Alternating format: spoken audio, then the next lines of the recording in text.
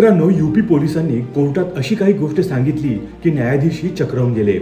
म्हणे 1 कोटी रुपयाचं सोनं पावसाच्या पाण्यात विरघळलं आणि जे थोडंफार उरलं होतं ते माकड उचलून घेऊन गेली.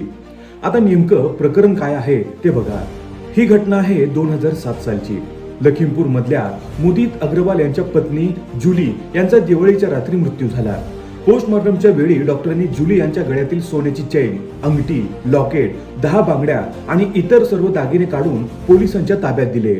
दरम्यान मुदित अग्रवाल यांच्यावर हुंडाबळीचा गुन्हा दाखल झाला आणि त्यांना तुरुंगात जावं लागलं.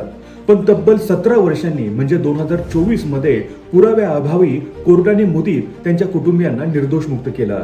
त्यानंतर मुदित यांनी कोर्टाकडे आपले दागिने परत मिळावेत अशी मागणी केली. कोर्टाने पोलिसांना विचारलं दागिने कुठे आहेत आणि इथून सुरू झाली खरी फिल्म. पोलिसांनी लेखी अहवालात सांगितलं की 2013 मध्ये मालखान्यातील पुराव्यांच्या पोटल्या वाळवण्यासाठी छतावर ठेवण्यात आल्या होत्या.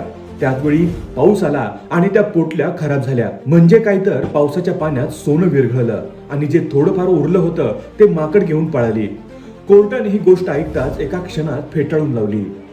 न्यायालयाने पोलिसांना सुनावत म्हटलं, कोट्यावधी रुपयांचे दागिने तुम्ही उघड्या छतावर कसे ठेवू शकता आणि सोनं पावसाच्या पाण्यात विरघळतं तरी कसं? यानंतर कोर्टाने स्पष्ट निरीक्षण नोंदवलं की पोलीस कर्मचाऱ्यांनीच दागिने हडप केले असावेत आणि ते लपवण्यासाठी सरकारी नोंदींमध्ये खोट्या नोंदी केल्या असाव्यात. आजही मुदित अग्रवाल यांना पूर्ण न्याय मिळालेला नाही.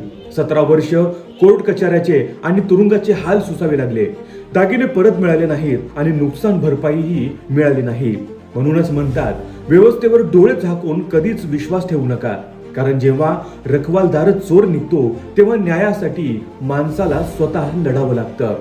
मित्रांनो, या व्हिडिओबद्दल तुमचं मत काय आहे हे आम्हाला कमेंट करून जरूर कळवा.